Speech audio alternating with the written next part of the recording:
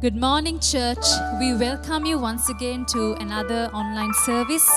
So it's the first Sunday of December. So please join together with us and sing our first Christmas carol. And let's join together and praise and worship God.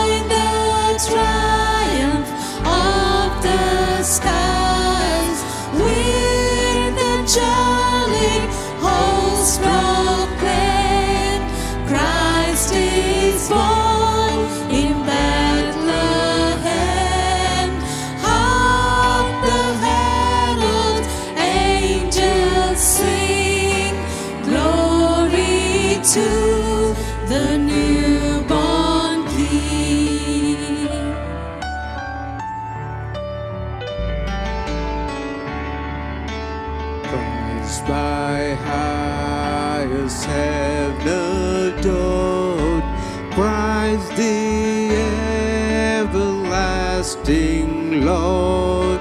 Late in time, behold him come, offspring of the favored one.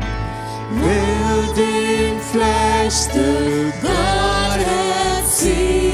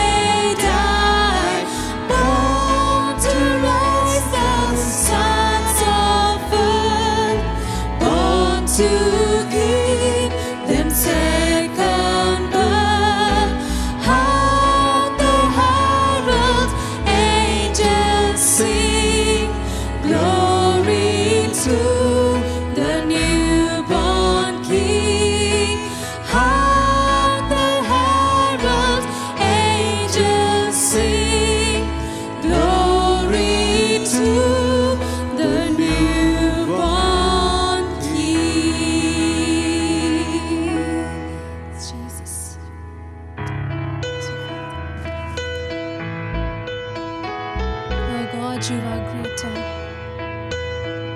Lord, you are stronger, Jesus. Lord, you are the Lamb of God and the Lion of Judah. Jesus, there is none like you.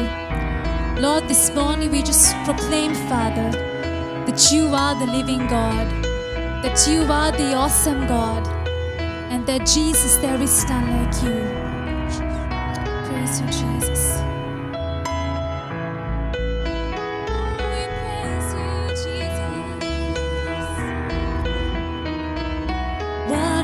Turn into wine. Open the eyes of the blind. There's no one like you. None like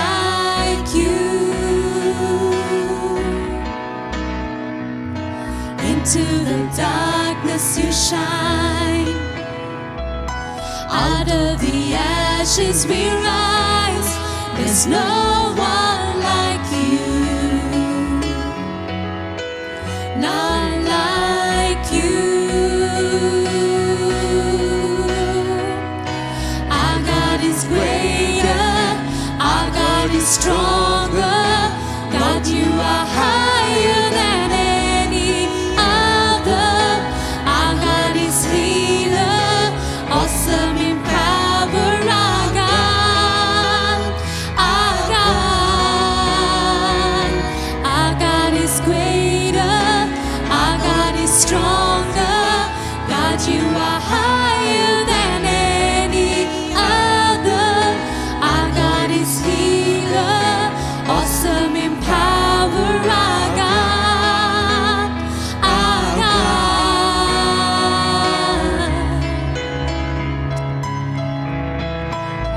You are stronger.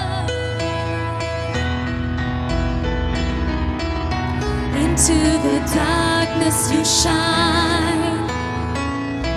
Out of the ashes we rise. There's no one like you.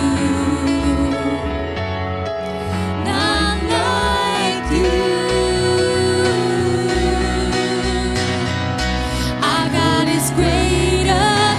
Our God is stronger. God, you are higher than any other.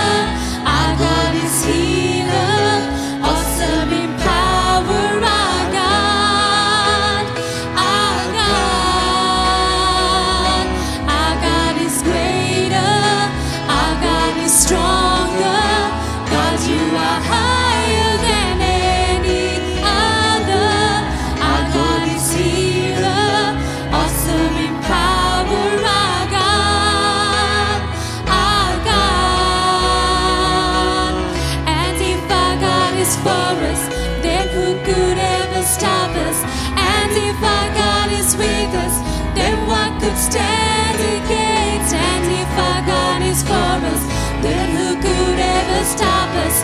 And if our God is with us, then what could stand against? And if our God is for us, then who could ever stop us?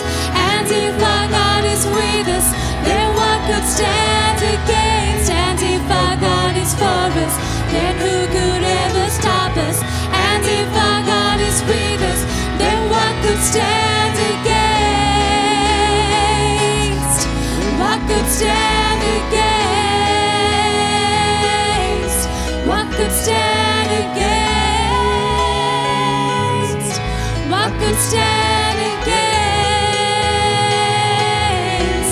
Oh, we worship you. You are higher. We proclaim you are stronger. God, there is none like you, Jesus. God, there is none like you, Father. God, we worship you, Jesus. We worship you, Jesus, for you deserve the glory, honor, and praise. Praise you, Jesus. Praise you, Jesus. Praise you, Jesus. Oh, come, let us adore him. Oh, come, let us adore him. Oh, come, let us adore him. Oh, come, let us adore him. Oh, come, let us adore him. Oh, come, let us adore him. Oh, come, let us adore him. Oh, come, let us adore him. Yes, Jesus, we come to you, Father, this morning. Lord, with hearts full of worship, Jesus. Lord, we come to you, Father God. Lord, with our filthy rags, Jesus. Lord, with all our God, with all our unworthiness, Father. But still you accept us, Father. Lord, your love renews us, Jesus. Lord, like the strength of the eagles is renewed, Father God. Your love renews us, Father. Praise you, Jesus.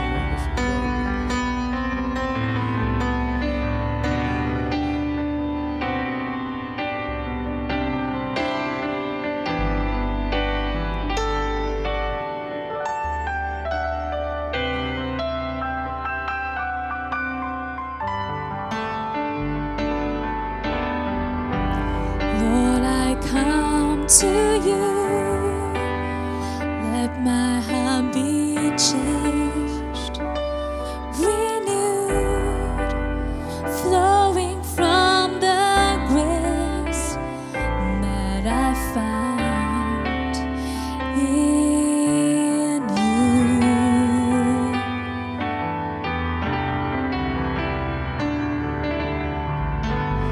Lord, I've come to know the weaknesses I see in me will be stripped away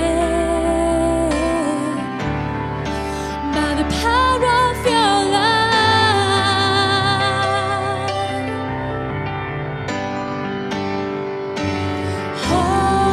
Hold me close, let your love surround me. Bring me near, draw me to your side.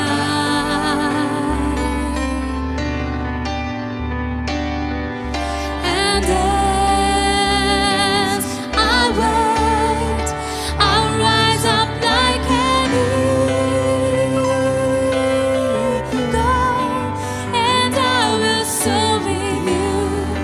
Your spirit leads me on by the power of your love.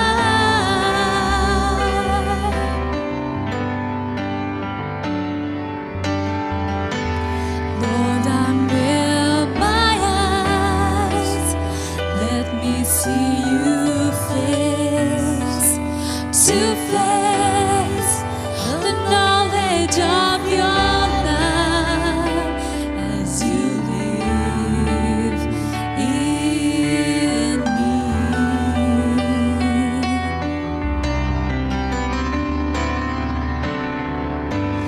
Lord, renew my mind as your will unfolds in my life, in living every day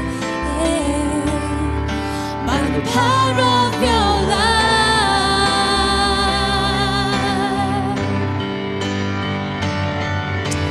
Hold me close, let your love surround me.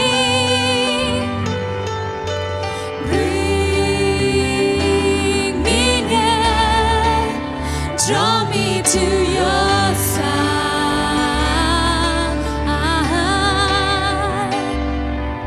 And as I wait, I'll rise up like an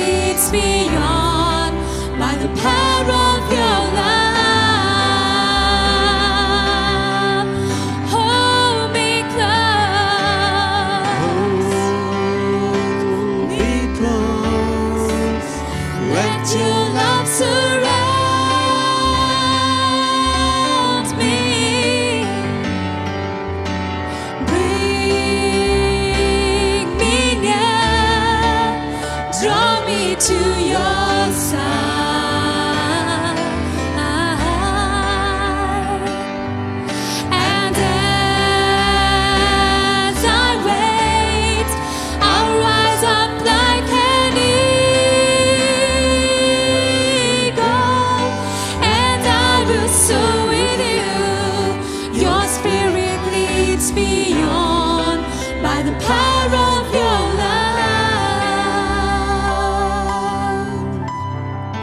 And I will solely you. Your spirit leads me on by the power of your love. We praise you, Jesus.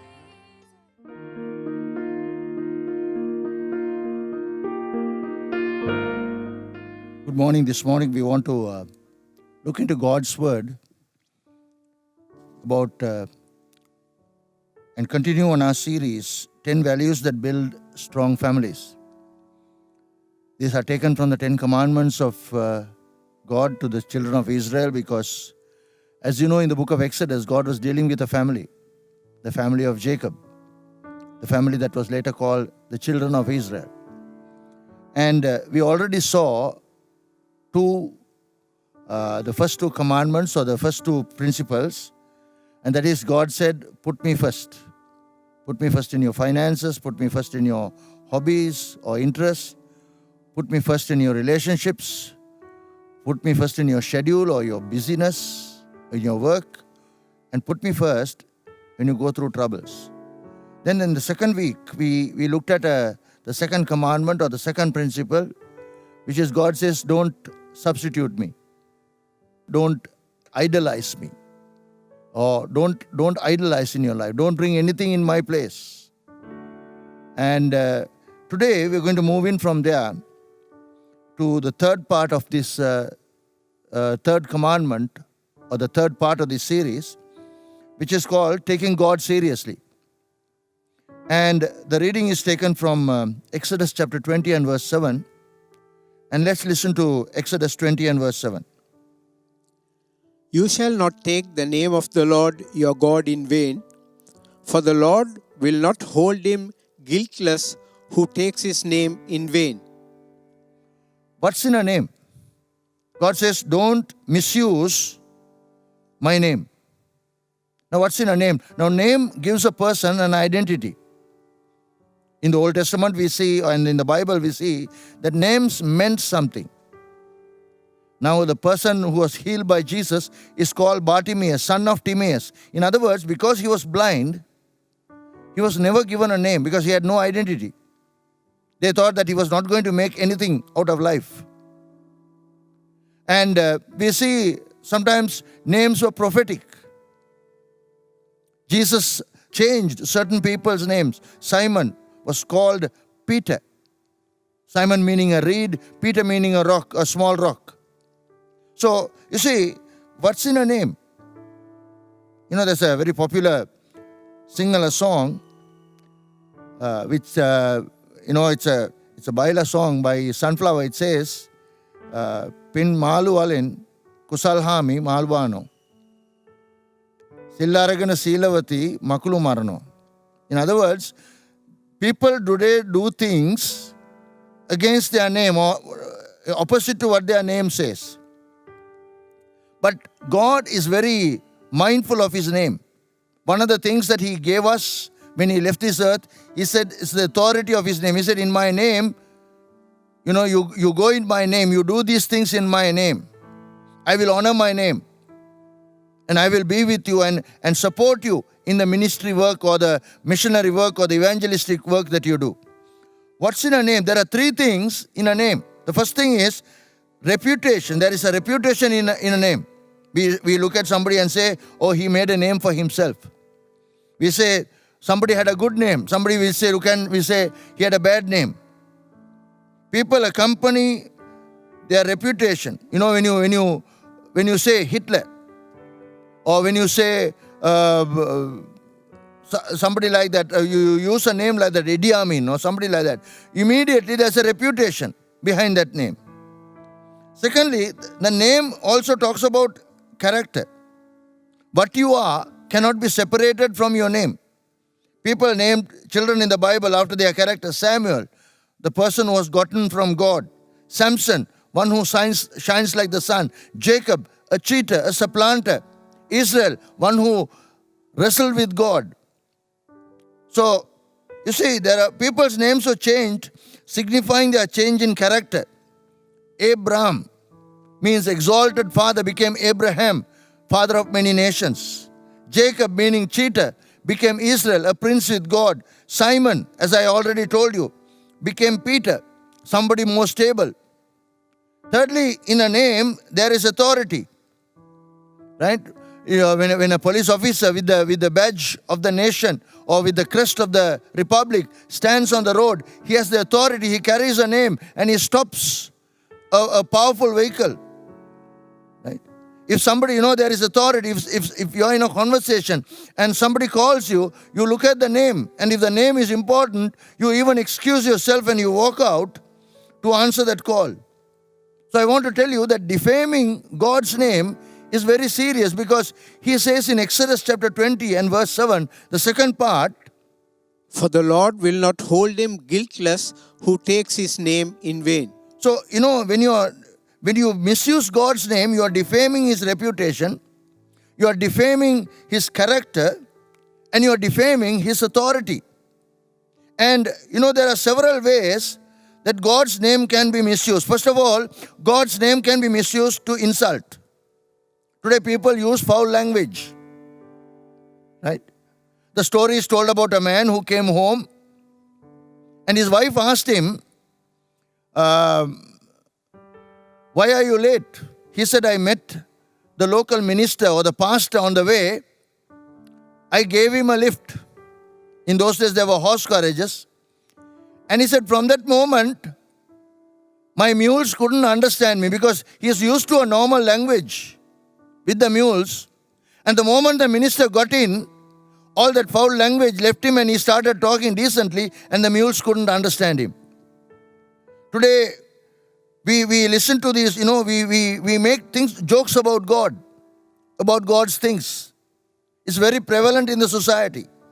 We listen to this insultive language through movies, through media.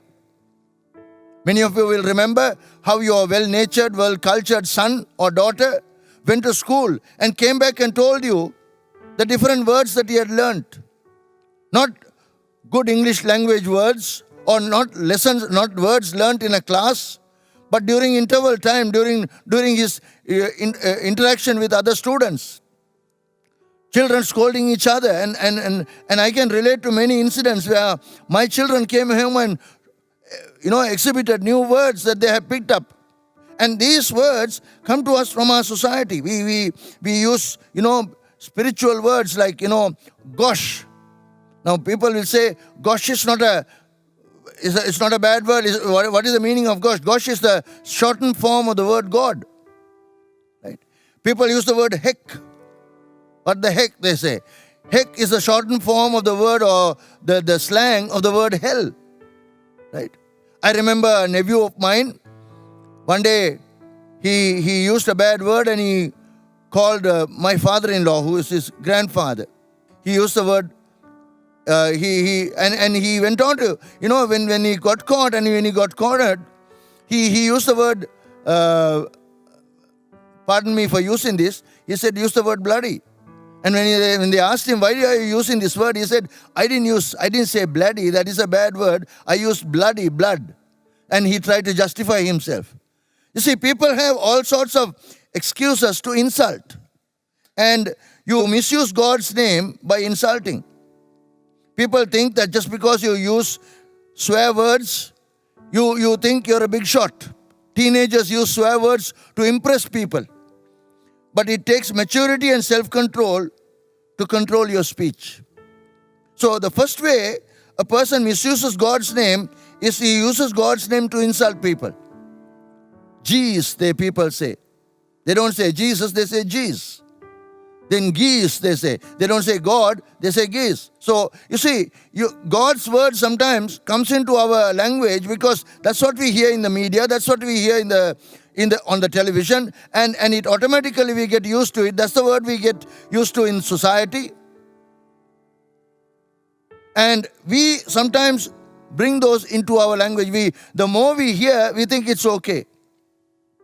Secondly, we use God's name to indulge. In the book of Leviticus, chapter 19 and verse 12, God says this. And you shall not swear by my name falsely, and so profane the name of your God. I am the Lord. I want to tell you, some people use God for everything.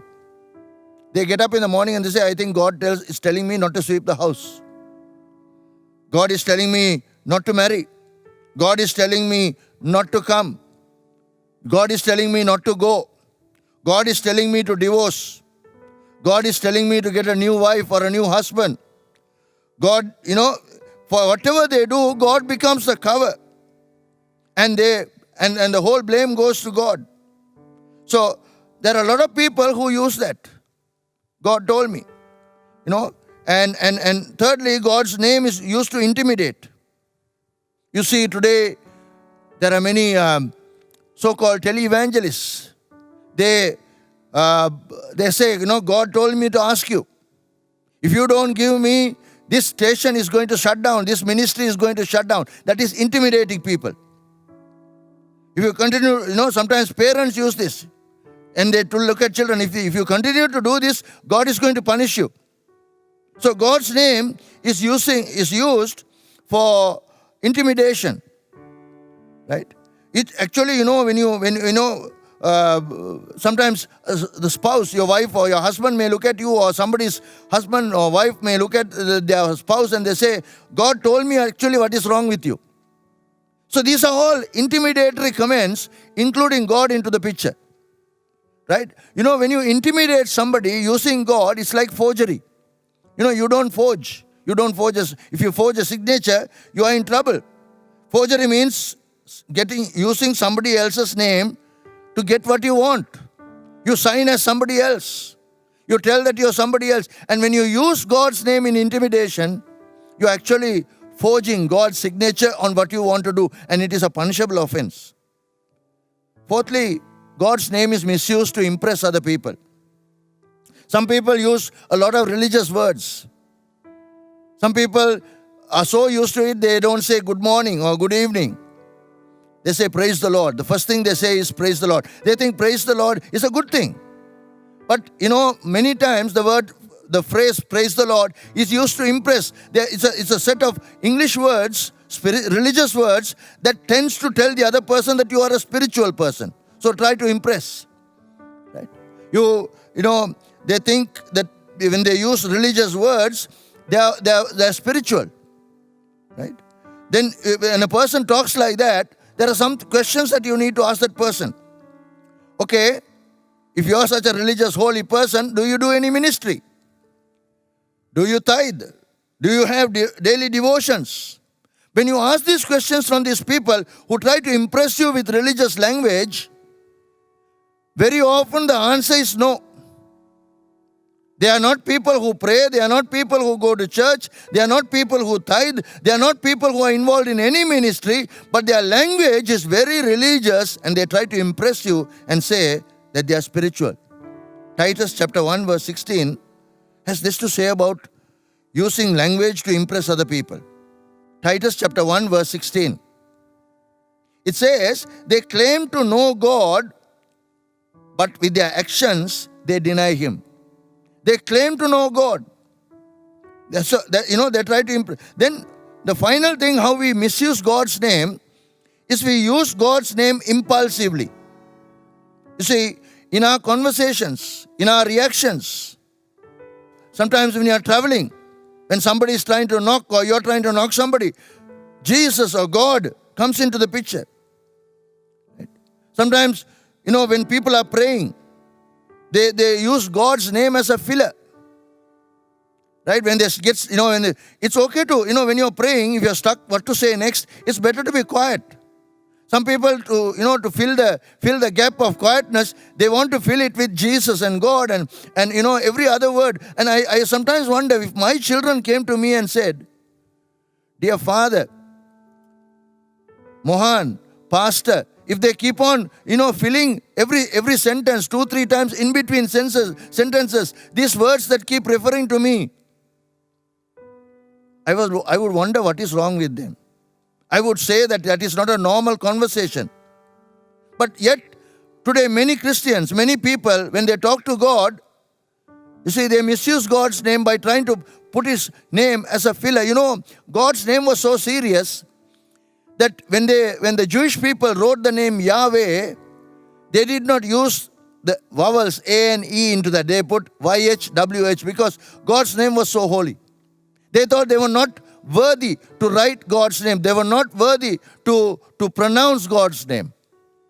So I just want to tell you, God's word tells us very clearly that, you can misuse God's name. Isaiah, God complains like this.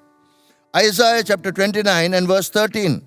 And the Lord said, because these people draw near with their mouth and honor me with their lips, while their hearts are far from me, and their fear of me is a commandment of men learned by rote.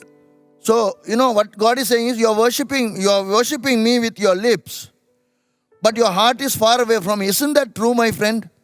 Sometimes we are in church. We are singing, God, I need you. We are saying, Lord, I lift you, I give you my heart, I give you my soul, but your mind is a million miles away. Sometimes you are in church, you are wondering what is happening at home.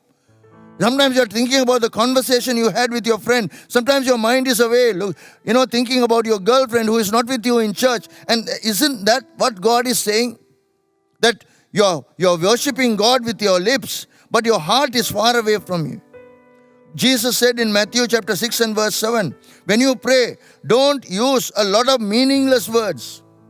Some of the words you use are not meaningful. Prayer is a conversation. It's not repeating a series of words. Your prayer doesn't get better because you insert God and Jesus and Father and Lord in between. It's a conversation between you and God. And Jesus said, when you pray, don't use meaningless words. Have a proper conversation with God. It's okay to be silent. When I am talking to you or you're talking to me, you're talking to one another. Sometimes there are moments where we pause to think what we are going to say next. And it's okay to do that rather than misusing God's name. And let's remember, God said in Exodus 20 and verse 7, I will punish anyone who misuses my name. So I think we are all guilty of that. We are all guilty. And the only way we can be removed of that guilt is to come to the Lord and ask Him to forgive us our sins. Our sin of words, because the Bible says we have to give an account for every idle word we speak. David said, let the words of my mouth and the meditation of my heart be acceptable. I want you to just think about the many ways, the many times that you and I misuse God's name, and we are breaking the third commandment, the third set of principles. Remember, this is for the family. Everything starts in the home. Everything starts in the family. In families, we need to have rules where we hold each other accountable that we will not take the Lord's name in vain. Now, how do we use God's name correctly? First of all, you treat God's name correctly by reverencing God's name continually. Reverencing God's name continually. Treat it with utmost respect. Protect it. Don't go to any place or be amongst those who don't respect God. Right? Sometimes, we sit down to watch a movie. The movie is okay, the story is okay, but just to get the movie marketed in the world, they use a lot of dirty language. There are nude scenes, there are bedroom scenes. That's a different topic. But that's the world we live in. And when I ask sometimes, how do you cope up with this language that in this movie? They say, it doesn't bother me. Sometimes their jokes are double meaning jokes and they are about God. And when I ask people, how do you cope with this type of thing? Because something happens inside me when I listen to that. They say it doesn't bother me. I want to ask those people, maybe you're one of them listening to me. I want to ask you, if it happens to your mother or your wife, if your mother's name or your wife's name was dragged into the mud just as a joke, would you still say it doesn't bother me? Would you still ignore and continue with the partying and with the chatting and with the talking? Now, I understand. If you're in a group of strangers, you can't say anything. But if you're in a company where people know you, you can say, when I am there, please don't misuse God's name. Because I love Him, I respect him. You see, the best place to train this is in the home. God, God is known by his name. And when you reverence God's name, you get to know God. The people who know their God. The name of the Lord, the Bible says, is a strong and mighty tower. And every time a name of God is mentioned, there is a characteristic behind it. For instance, if you take the 7 Jehovah names of God, Jehovah Jireh, the Lord who provides; Jehovah Shalom, the Lord who is our peace; Jehovah Sidkenu, the Lord our righteousness; Jehovah Nissi, the Lord our banner; Jehovah Rapha, the Lord our healer; Jehovah Shammah, the Lord who is there; the Jehovah Shabbat, the Lord of hosts. Every name has a meaning. And when you reverence that name, you get to know God in that way. But whoever calls on the name, there's a promise in the Bible. Whoever calls on the name of the Lord will be saved. And so if God's name is so powerful that when you call on him, you get saved, or you get delivered, or you get free, or you get healed, we should never use God's name. We should never misuse God's name in vain. You see, the Bible says in Psalm 29 and verse 2, Psalm 29 and verse 2, Ascribe to the Lord the glory of his name. Worship the Lord in holy array. give to the Lord the glory due to his name. When the name of God is mentioned in heaven, there is complete attention. That is why Jesus said, if you ask anything in my name, the moment you mention in the name of Jesus, demons flee, sicknesses are healed, people are saved. And imagine if you're using, for every time a three-wheeler guy or a motorbike guy or somebody cuts you in the traffic, you're saying Jesus and Jesus and Jesus, you are misusing. So you need to remember, how do you properly treat the name of God? You reverence God's name continually. You see, Psalm 9 and verse 10 says this: those who know your name will trust in you. Those who know your name will trust in you. Again, Psalm 61 and verse 5. For thou, O God, hast heard my vows. Thou hast given me the heritage of those who fear thy name. You, O God, have given me the heritage or the blessings you reserve for those who reverence your name. There is a blessing for you when you reverence the name of God. So, I just want to encourage you today. Don't, misuse the name of God, but rather reverence God's name continuously. Secondly, how do you use the name of God properly? Is to represent God's name clearly. Represent God positively. I want to tell you, my dear Christian brother, Christian sister, Christian parent, Christian child, you are Christ's ambassador. You carry the name of God in your society. You carry the name of God in school. You carry the name of God in office. You carry the name of God in traffic. You carry the name of God at the queue. You carry the name of God in the supermarket. You carry the name of God wherever you go. And I want to tell you, don't be a bad advertisement for God. Let your talk and your walk match. You see, there are two reasons why people don't want to accept Jesus. The first reason is because they don't know. And that is a solvable problem. The solution is you go and tell them about God, and when they know, they will accept. The second problem is because they have seen a bad example. The story is told that Mahatma Gandhi, who has read the Bible, went to live with a Christian family in South Africa. And the end of it is, he gave up believing in Jesus. He said, Christians don't live like the Bible. I want to ask you, what sort of an example are you? Don't use, when you use God's name, when you represent God's name, you won't use slang. Your language will be very pure. 2 Timothy 2:19. But God's firm foundation stands bearing this seal. The Lord knows those who are his, and let everyone who names the name of the Lord depart from iniquity. Let everyone that names the name of the Lord stop doing things that are wrong. See, you carry the name of God.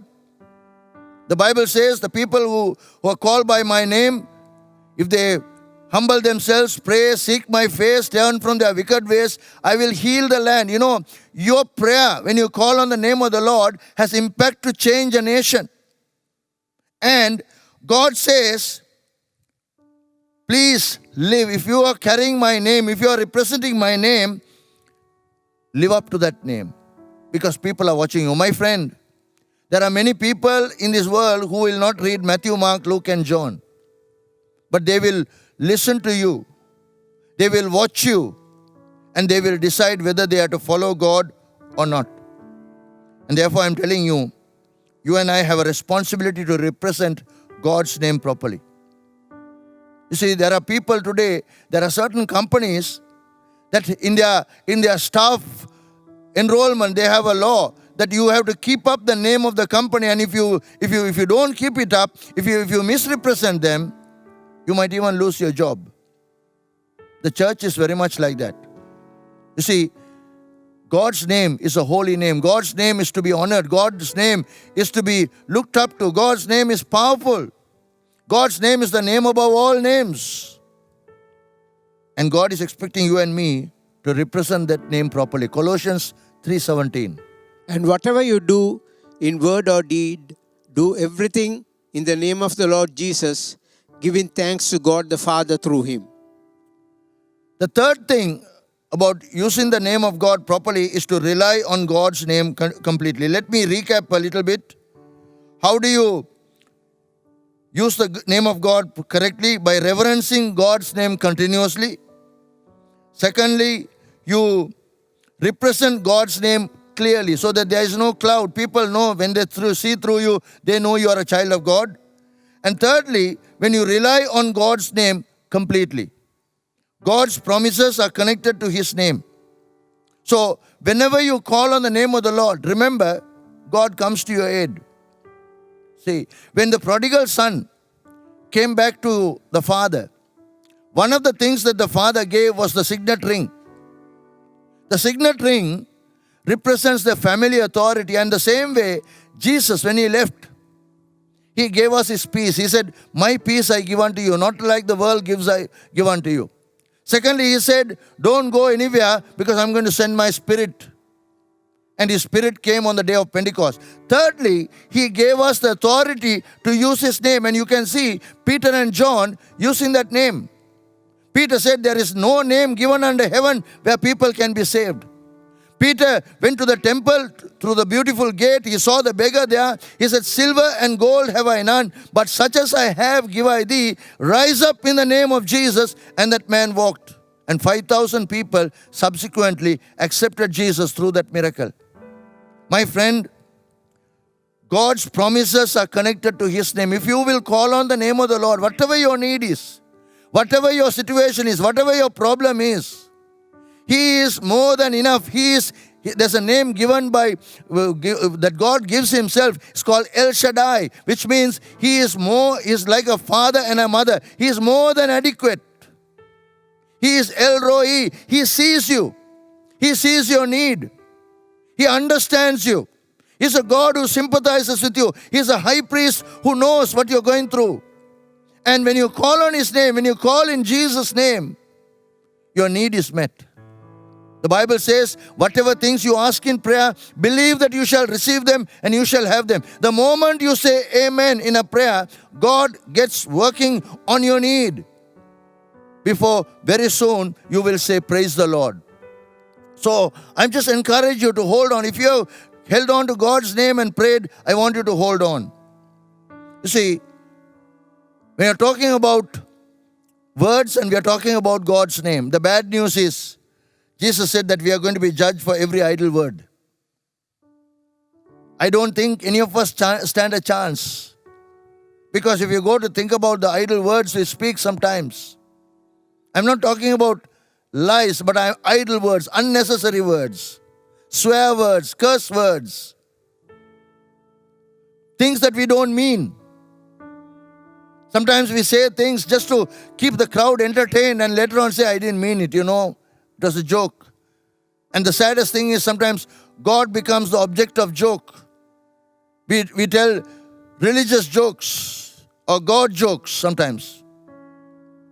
You see, but the good news is that Christ can forgive you. If we confess our sins, He is faithful and just to forgive us our sins and cleanse us from all unrighteousness. When you're small, maybe it happened in your home, but it certainly did happen in my home. When you say something unwanted, chili gets rubbed on my mouth. My mother or my sisters who are older than me used to rub chili. And it's just smart for days as a reminder that I should not use those words. I know in some homes, they wash the mouth with soap water. But I'm telling you, the problem with your mouth is not the problem with the mouth. The problem with your mouth is the problem with the heart. Why? Because the Bible says, out of the abundance of the heart, the mouth speaks. If your heart is bad, bad things come out. It's like a computer.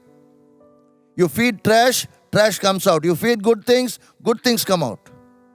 And so, my friend, listening to me, God needs to be taken seriously. And He says, take me seriously. Don't misuse my name.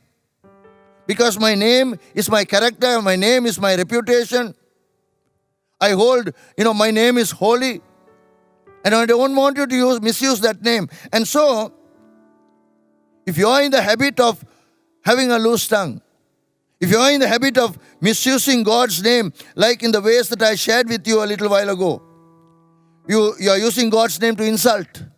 You are using God's name to indulge or do things which you know to your heart that it is not God who told you. You are using God's name to intimidate other people, to impress other people. You are using God's name as a filler impulsively. I believe it is time that we go before God this morning and ask Him to forgive us. He is ready to forgive and give you a new start. I just want to read a few scriptures to you before we close. Your mouth is like the toothpaste tube. When you squeeze it, toothpaste comes out. What is inside only comes out. But if you will ask Jesus to forgive you, if you will ask Him to cleanse you, if you will ask Him to make you holy, He will do the impossible in your life. I just want to read a couple of scriptures before we close today. And let's read John 20 and verse 31. John 20 and verse 31. But these are written that you may believe that Jesus is the Christ, the Son of God, and that believing you may have life in His name. I want you to underline that word, life. You see, according to the law, if God is to judge every idle word you and I speak, we won't stand a chance. But thank God that when we believe in Him and ask Him forgiveness, He forgives us. Maybe you are listening to me from your home. I just want to encourage you to practice this in your home. Let your home be a place where God is taken seriously, where God is honored, where God is consulted in prayer and faith, where God is because He's the silent listener to every conversation. And if you are in a home setting, your children, let them be taught from young age to honor the name of God.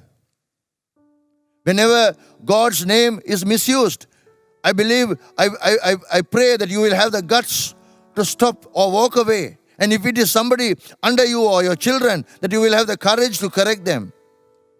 You see, the world outside there uses slang, uses curse words, uses, all sorts of things. That's the culture we live in. The culture is like the rain that falls outside. You can't stop the rain, but you can hold an umbrella. My prayer is that you will hold an umbrella over your family when it comes to these things. And that your family will take God seriously, will honor God, and will reap the benefits of honoring God. Because God says, if anyone honors me, these are the blessings that I will have for them. So this morning, my friend, I just want to pray for you. I want to pray a prayer of asking God forgiveness. If you will take a few moments just to close your eyes. You can't think about the countless moments that you have misused God's name. But today, if you will bow down and simply pray and say, Lord, please forgive me. He is willing to forgive you and give you a new start. Let me pray a prayer of blessing over you. I know we have all failed in this area, but the grace of God is still available. The forgiveness of God is still available. The mercy of God is still available so that we can make a fresh start. Father, I pray for every family listening to me. I pray for every person listening to me. Lord, we all have faltered in this area of misusing your name, not taking your name seriously. And Father, I pray that you would forgive us. In your mercy, forgive us. In your mercy, overlook, Lord, everything and wash us with your blood. Lord, our heart needs a washing. Wash us so that, Lord, we would have a new heart. So that the language coming out from our mouth will be new, fresh, life-giving, encouraging others.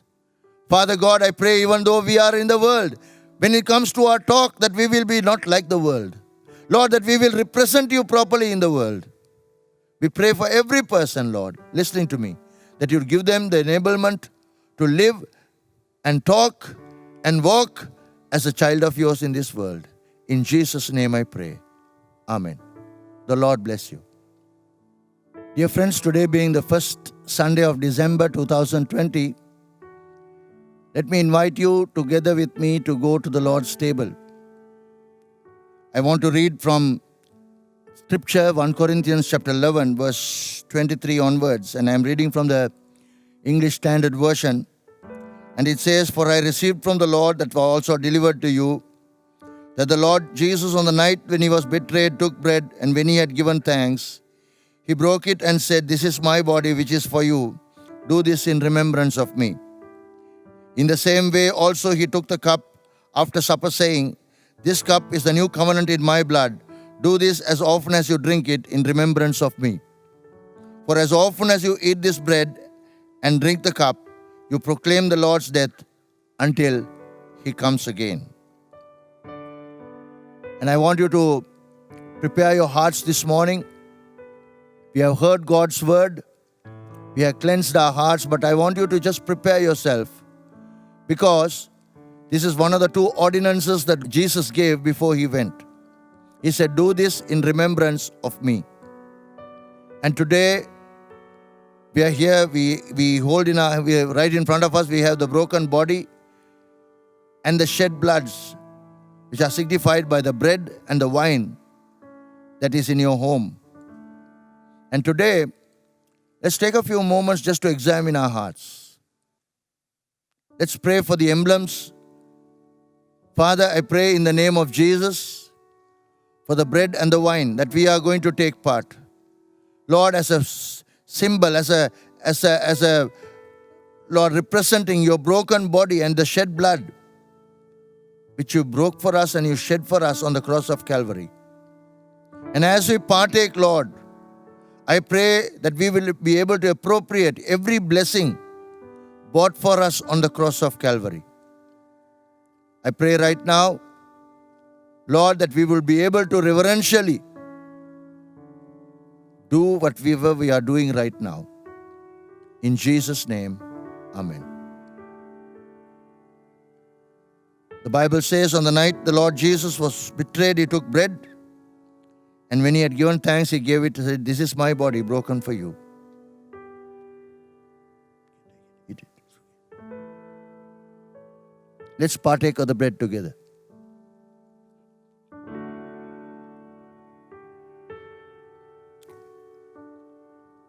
And the word declares,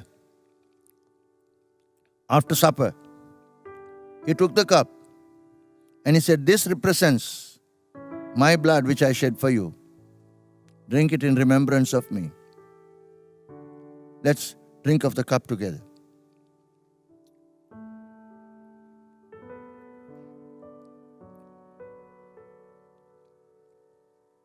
I just want you, before you do anything else, just to begin to raise your hand and thank God for Jesus. Thank God for the cross. Thank God for the salvation that he gave you. Thank God for the hope that you have. Although this world is going down and down towards destruction, we have a hope that one day soon Jesus will come and that we will partake of the marriage supper of the Lamb together with him, and thank him for that hope. Thank you, Jesus. Hallelujah. Thank you, Lord. I just want to pray for you. If you have a need, I want you to mention it to the Lord. If you're sick in your body, wherever your pain is, I want you to put your hand there. Because when I pray, I believe that Jesus will touch you and heal you. Father, I pray for every person who has tuned in this morning to watch this service online, who has taken part in communion.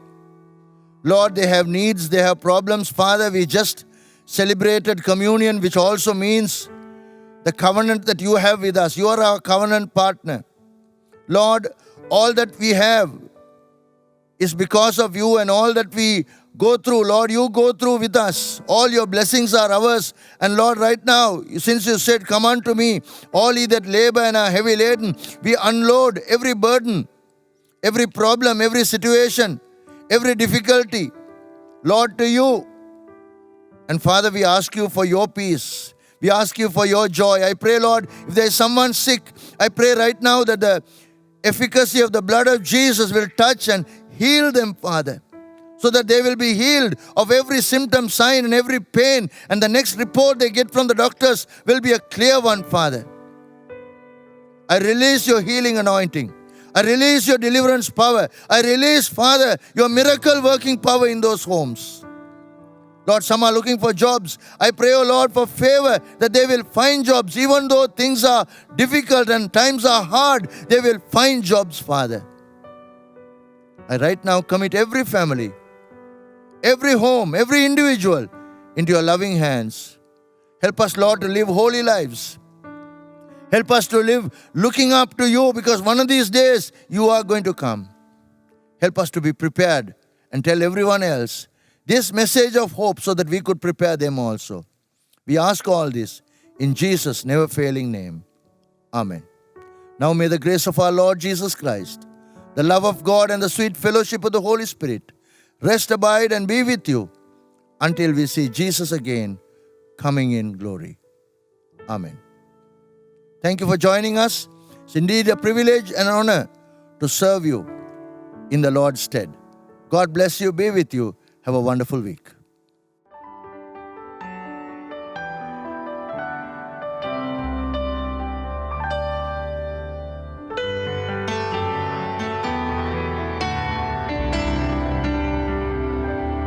Above all powers, above all kings, above all nature and all created things, above all wisdom and all the ways of man, you were here before the world began. Above all kingdoms, above all thrones, above all wonders the world has ever known, above all wealth and treasures of the earth,